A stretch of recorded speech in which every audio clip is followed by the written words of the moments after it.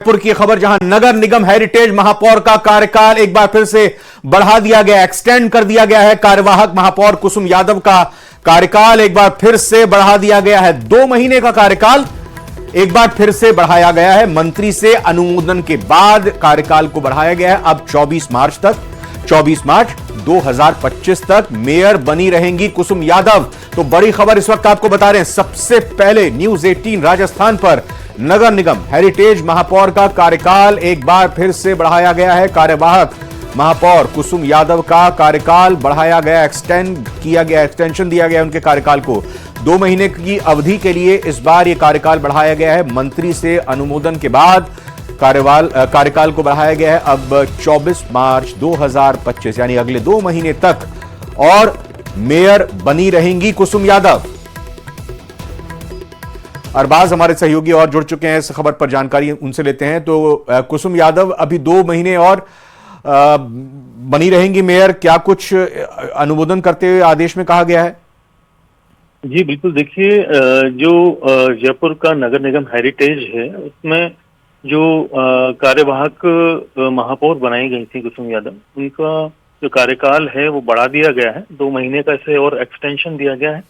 ये जो पहले भी इससे एक बार जो है कार्यकाल बढ़ाया गया था। 4 महीने करीब इनके कार्यकाल के पूरे हो चुके हैं और अभी यानी 2 महीने और इनको मौका मिलेगा। तो आप देखिए कि 24 मार्च तक जो कुसुम यादव हैं उनके कार्यकाल को बढ़ा दिया गया है। फिलहाल जो डीएलबी की तरफ से जो आदेश जारी किए गए हैं उसमें स्पष्ट तौर पे कहा गया है कि जयपुर नगर निगम की जो कामकाज है, जो सारी चीजें हैं उसको जारी रखा बिल्कुल। जाए। अरबाज बहुत बहुत धन्यवाद इस खबर को ब्रेक करने के साथ ही इस पर जानकारी देने के लिए शुक्रिया।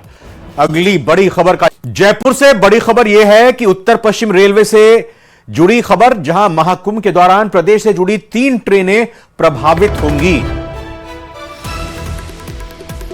15,634 गाड़ी संख्या जो कि गुवाहाटी से बीकानेर एक्सप्रेस है, 25 जनवरी को रद्द कर दी गई है। गाड़ी संख्या 22,307 हावड़ा बीकानेर एक्सप्रेस, यह ट्रेन 30 जनवरी को रद्द रहेगी। 12,307 गाड़ी संख्या हावड़ा जोधपुर एक्सप्रेस, यह ट्रेन 3 फरवरी को रद्द रहेगी।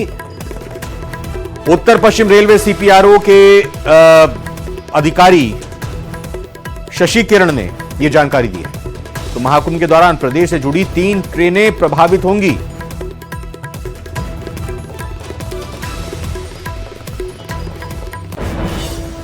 मौनी अमावस्या पर 10 करोड़ से ज्यादा श्रद्धालु अमृत स्नान के लिए महाकुंभ पहुंचेंगे, लिहाजा सुरक्षा के लिए भी पुख्ता बंदोबस्त किए गए हैं। हाईटेक कंट्रोल रूम से नजर रखी जाएगी, चप्पे चप्पे पर पुलिस तैनात रहेगी। एनएसजी की टीम ने भी पहले से ही महाकुंभ में डेरा डाल रखा है। महाकुंभ की सुरक्षा से जुड़ी यह स्पेशल रिपोर्ट आइए आपको दिखाते हैं।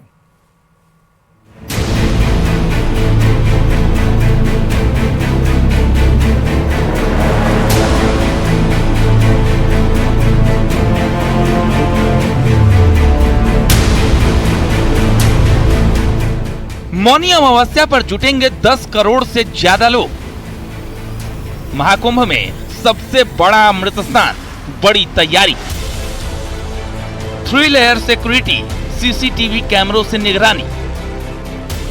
महाकुंभ में अभेद्य सुरक्षा की तैयारी, सीएम लेंगे जायजा। महाकुंभ में तीसरे सबसे बड़े स्नान के लिए करोड़ों की संख्या में श्रद्धालु जुटने वाले हैं। ये पहला मौका होगा जब एक साथ एक जगह पर 10 करोड़ से ज्यादा लोग एक जगह पर जुटेंगे। 10 लाख से ज्यादा श्रद्धालु पहले ही कल्पवास के रूप में महाकुंभ में बने टेंट सिटी में रह रहे हैं।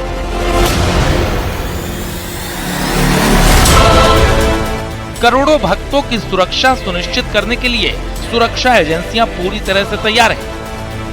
पूरे मेला क्षेत्र को अलग अलग सेक्टर में बांटा गया है और सुरक्षा के लिहाज से कदम उठाए गए हैं। यूपी पुलिस, इंटेलिजेंस यूनिट, केंद्रीय अर्धसैनिक बलों के अलावा एनएसजी की टीमें भी महाकुंभ की सुरक्षा में तैनात की गई हैं। पूरे मेला क्षेत्र को सीसीटीवी से लैस किया गया है और ये कैमरे कंट्रोल रूम से जोड़े गए हैं। हर आने जाने वाले पर ये कैमरे नजर रखेंगे। साथ ही पहली बार एआई तकनीक का भी सहारा लिया जा रहा है। सुरक्षा के लिहाज से हर चौक चौराहों पर सीसीटीवी कैमरे लगाए गए हैं जो काफी हाईटेक है, आधुनिक है।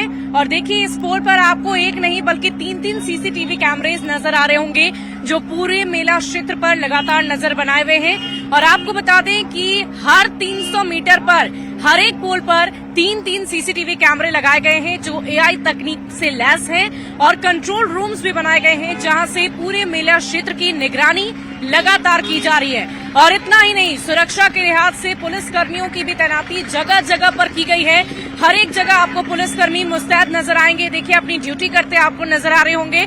और यहाँ पर ट्रैफिक व्यवस्था को भी सुचारू रूप से रखने के लिए पुलिसकर्मी लगातार तैनात हैं और उनकी कोशिश है कि ट्रैफिक व्यवस्था में भी किसी तरह की कोई बाधा न आए। महाकुंभ क्षेत्र के सभी एंट्री पॉइंट से लेकर संगम तक पुलिस और सुरक्षा एजेंसियों के जवान मुस्तैद रहेंगे। ड्रोन के जरिए नजर रखी जाएगी। जल पुलिस की भी तैनाती की गई है। आधुनिक बोट्स लगाए गए हैं। साथ ही एनएसजी के कमांडो भी अलग अलग जगहों पर हाई अलर्ट पर रहेंगे जो किसी भी आपात स्थिति से निपटने में सक्षम है। साथ ही साथ हम आपको ये भी बता दें कि एनएसजी के भी तमाम जवान यहाँ पर तैनात किए गए हैं जगह जगह पर, जो कि किसी भी आपात स्थिति से निपटने में बिल्कुल सक्षम है, पूरी तरह सक्षम है। और इसीलिए राज्य सरकार की तरफ से ये मुकम्मल व्यवस्था मेला क्षेत्र की सुरक्षा के लिहाज से की गई है, सुरक्षा के दृष्टिकोण से की गई है। साथ ही साथ ये भी बताएं कि जो कंट्रोल सेंटर है, कंट्रोल रूम है, वहां से पूरा मेला क्षेत्र की निगरानी रखी जा रही है। करोड़ों लोगों की सुरक्षा महाकुंभ के तीसरे अमृत स्नान के बिना किसी बाधा के संपन्न कराने के लिए हर तरह से तैयारी की गई है। बहरहाल पुलिस और प्रशासन के अधिकारी भी लोगों से अपील कर रहे हैं कि जो सलाह दी जा रही है उस पर अमल करें, जिससे किसी को किसी परेशानी का सामना न करना पड़े। Bureau report, news 18।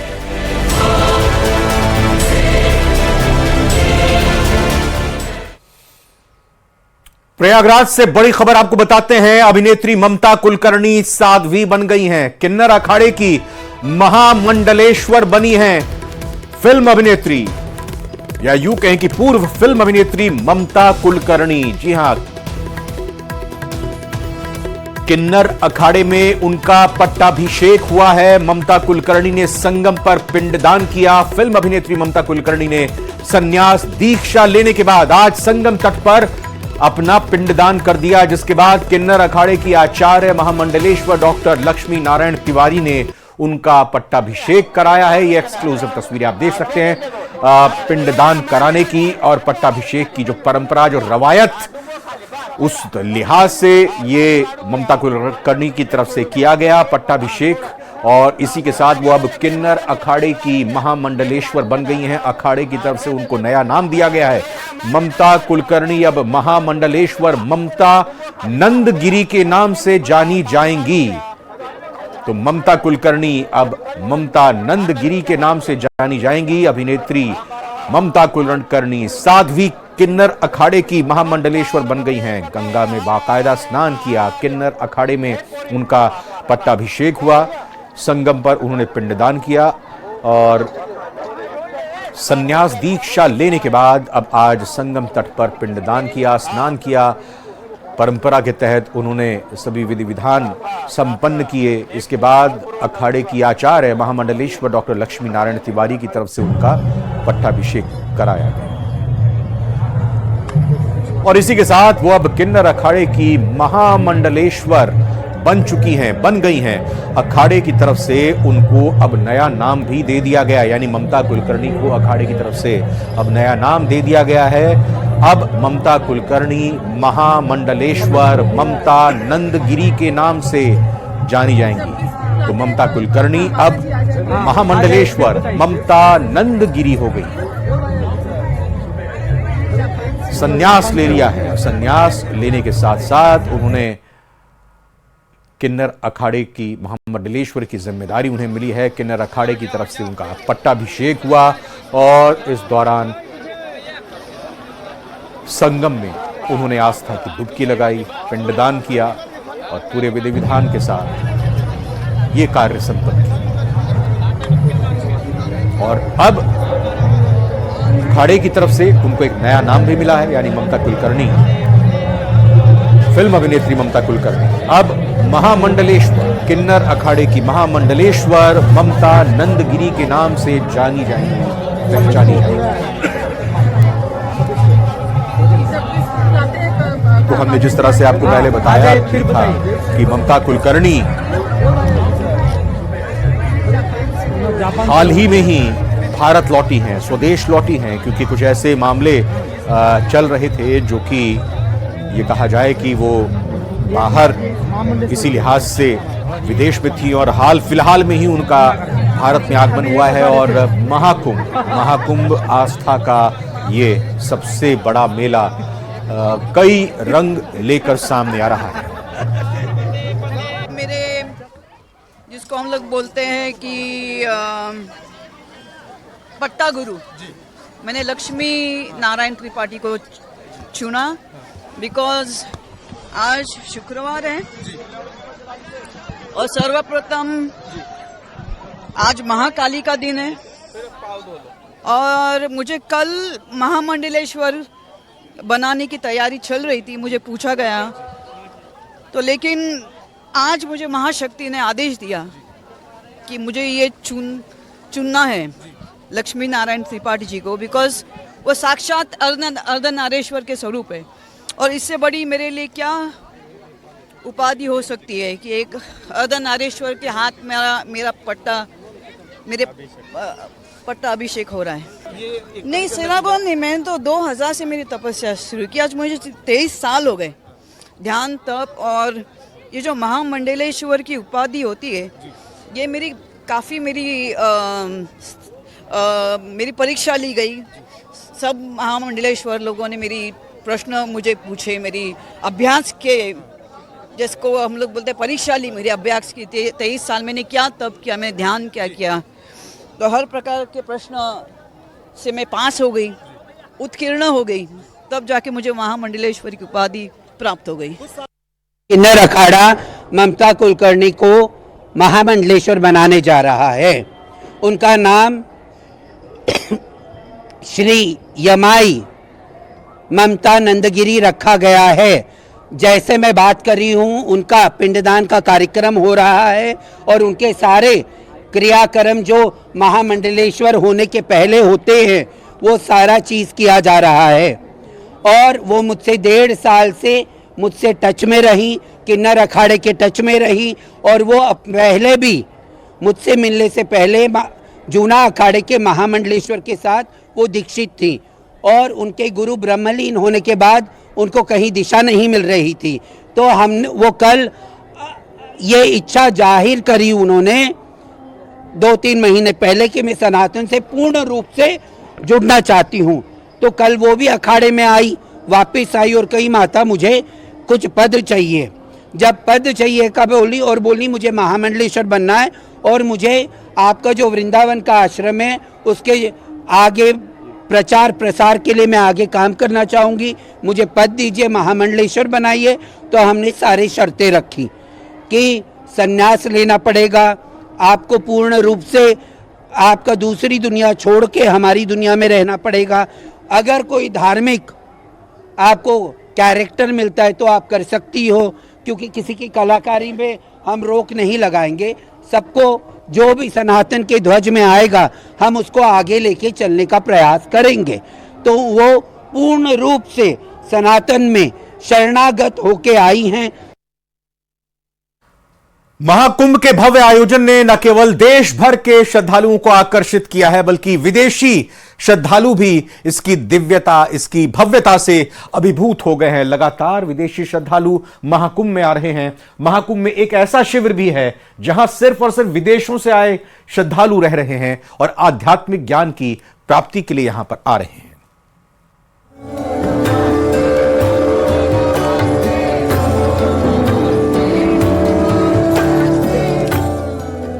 Ganga, Yamuna और सरस्वती के पावन त्रिवेणी संगम पर अलौकिक ऊर्जा का संचार हो रहा है।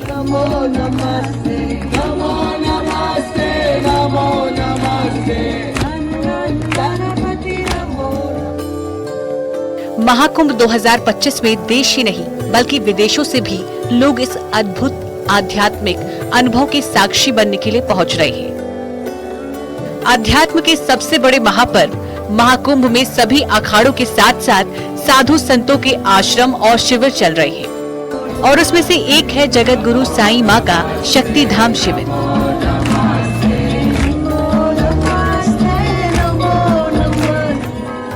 और ये शक्ति धाम शिविर इस समय अपने आप में अनोखा शिविर है, क्योंकि इस शिविर में विदेशों से श्रद्धालु आध्यात्मिक ज्ञान की प्राप्ति के लिए आ रहे हैं। शक्ति धाम शिविर में अमेरिका से लेकर रूस, जापान सहित कई देशों के श्रद्धालु आए हुए हैं।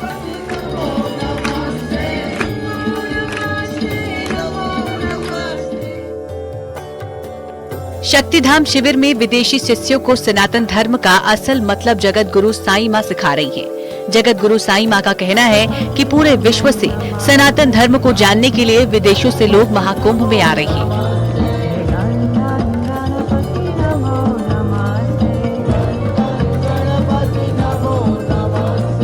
This is a vortex where the magnetic field has increased tremendously in these last few days.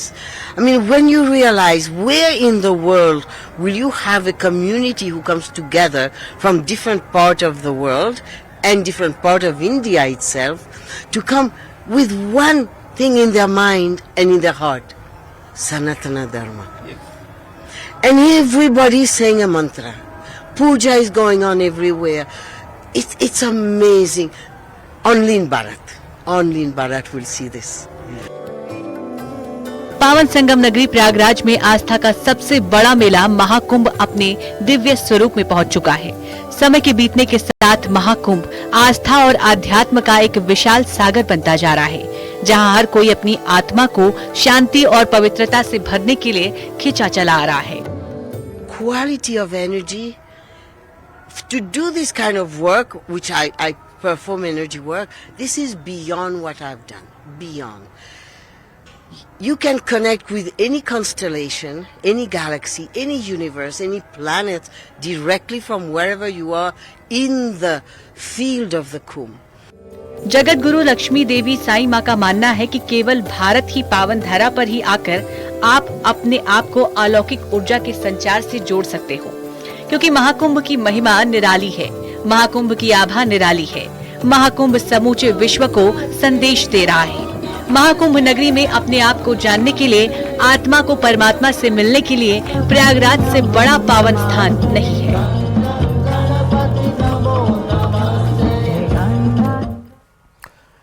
Delhi के दंगल में सीएम योगी आदित्यनाथ, उत्तर प्रदेश के मुख्यमंत्री योगी आदित्यनाथ ने जहां कानून व्यवस्था लेकर यमुना की गंदगी तक आम आदमी पार्टी और उसके संयोजक केजरीवाल को चैलेंज कर दिया, खुली चुनौती दे दी, जिस पर खुद केजरीवाल ने अब पलटवार किया है। और वहीं अखिलेश यादव ने भी सीएम योगी के बयान पर पलटवार किया।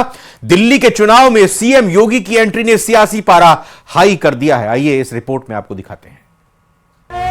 श्री राम, जय श्री राम।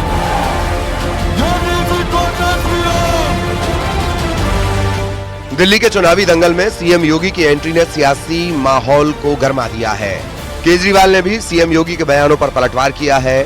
सीएम योगी ने दिल्ली में अपनी पहली रैली में आम आदमी पार्टी को कानून व्यवस्था समेत कई मुद्दों पर घेरा। उन्होंने कहा कि आम आदमी पार्टी ने दिल्ली में बांग्लादेशियों को बसा दिया। इसके बाद केजरीवाल का भी जवाब आया। केजरीवाल ने कानून व्यवस्था पर बीजेपी को ही घेर दिया।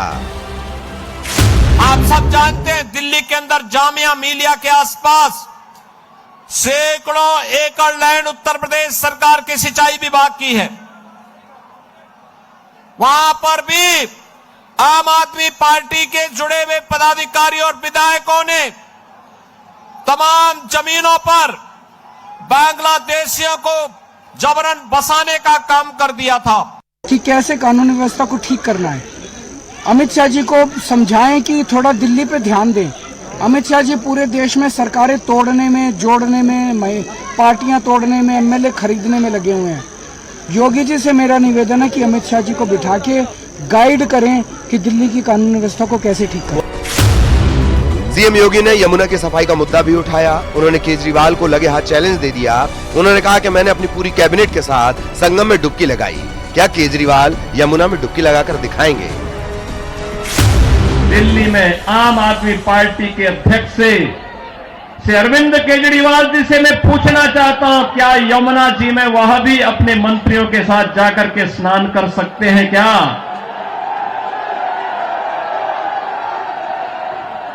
अगर उनमें नैतिक साहस है तो उनको इसका जवाब देना चाहिए। यमुना मैया को एक गंदे नाले के रूप में बदलने का अपराध क्या उन्होंने किया है कि नहीं किया है?